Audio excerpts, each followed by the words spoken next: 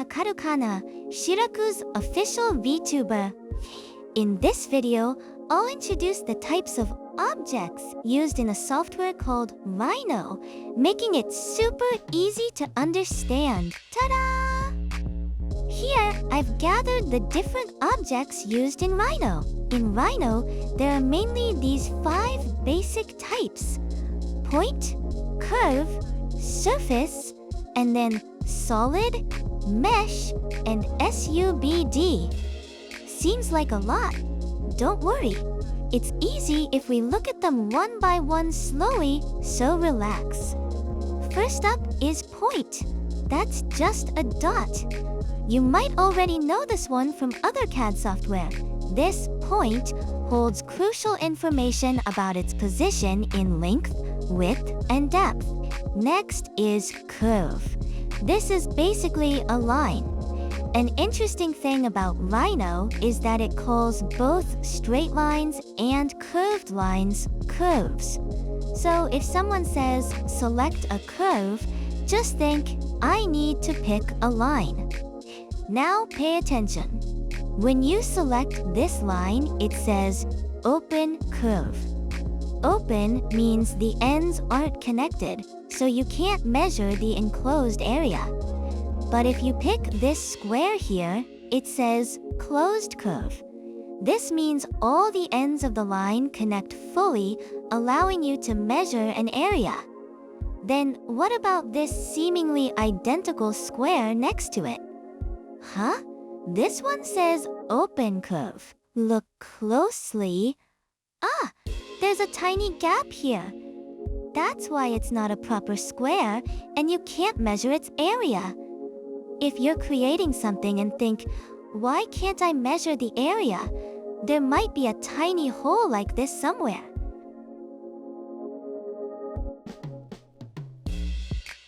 If you keep making shapes without noticing these tiny holes, you'll run into serious trouble later.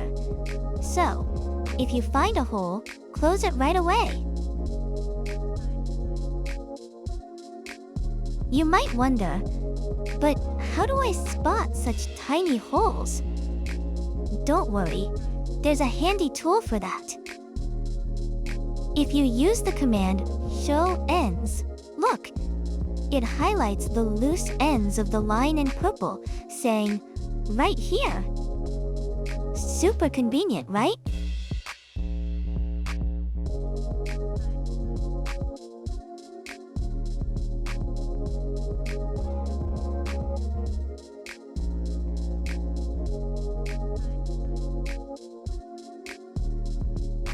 Great!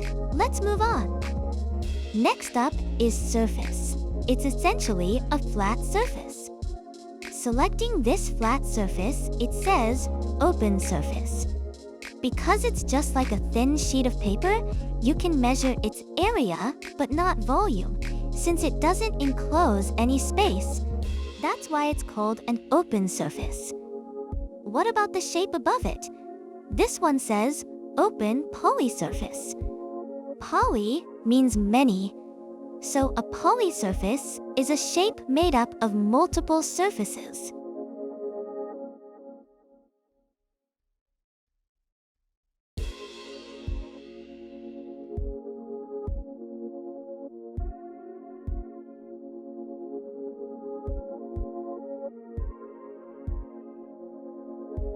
If we use the explode command to break it apart, see? It's indeed composed of 2 separate surfaces.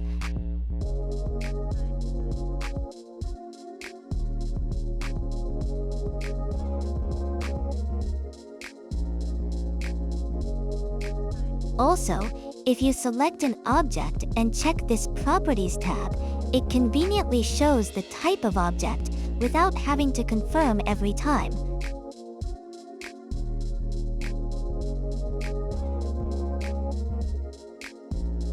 Look here. This surface says trimmed surface. Trim means cut away.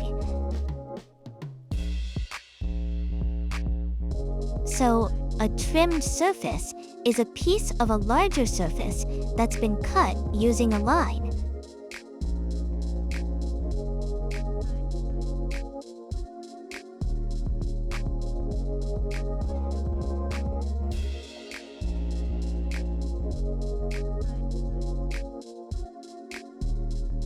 If you accidentally cut too much, use the untrim command to restore it to its original state. Handy, right?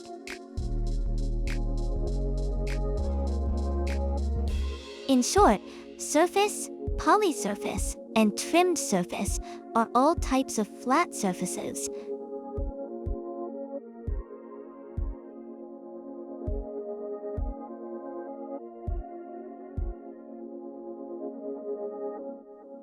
Next is this one, solid, basically a volume or block.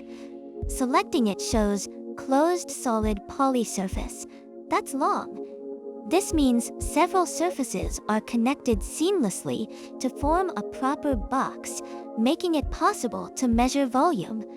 In other CAD software, these volumes are often directly called solids, but Rhino is different. Rhino excels at making surfaces, so it emphasizes that solids are formed from surfaces.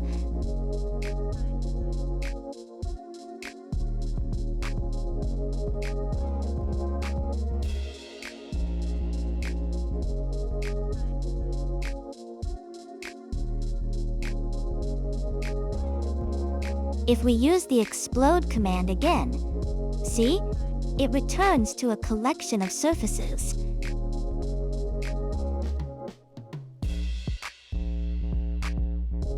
In Rhino, you create solids by surrounding an area completely with surfaces.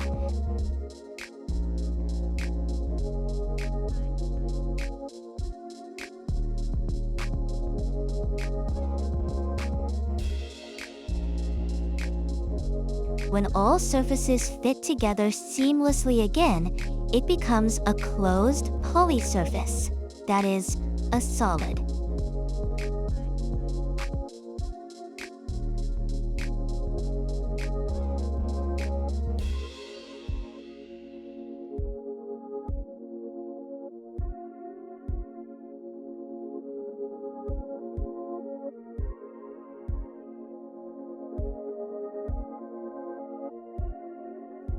Two more to go. Next is mesh data. Meshes consist of lots of small triangular or quadrilateral surfaces forming a net.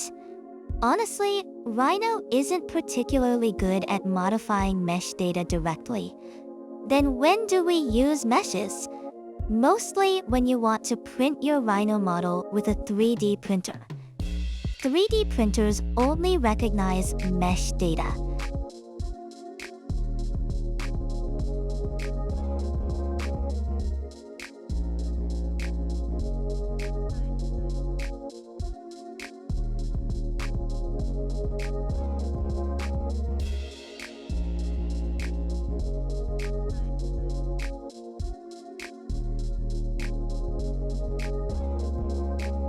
You convert your awesome Rhino model into a mesh and hand it to the 3D printer.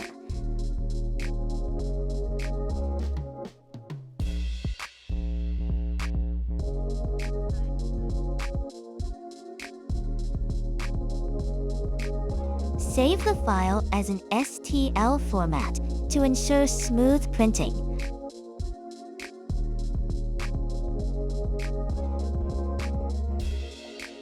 Meshes also appear when loading map data or scans, but directly modifying meshes in Rhino remains tricky.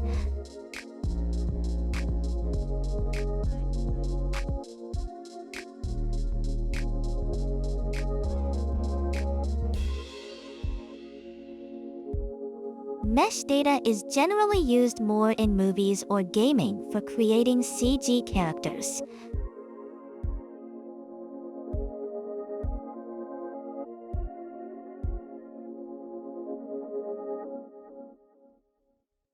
Finally, Sub-D.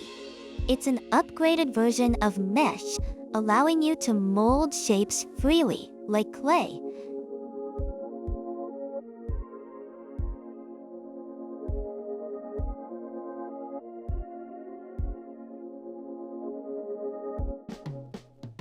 Introduced from Rhino 7, Sub-D lets you easily create soft, flexible shapes like this. You can pick parts and stretch them around. Looks fun, right?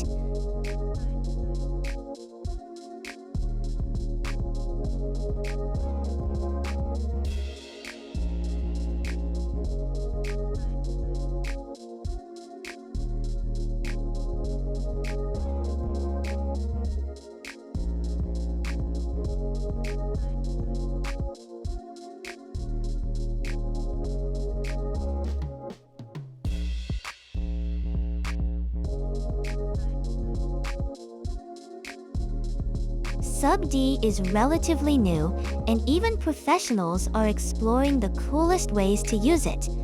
Currently, it's great for sketching architectural concepts or designing accessories roughly, like shaping clay.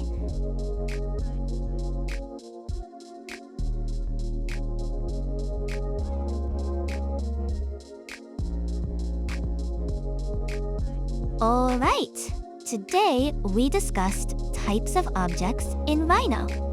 Did you get confused with so many? Don't worry, here's an important summary to remember.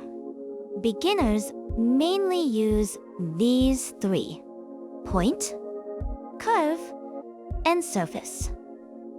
These three basics combine to create everything else.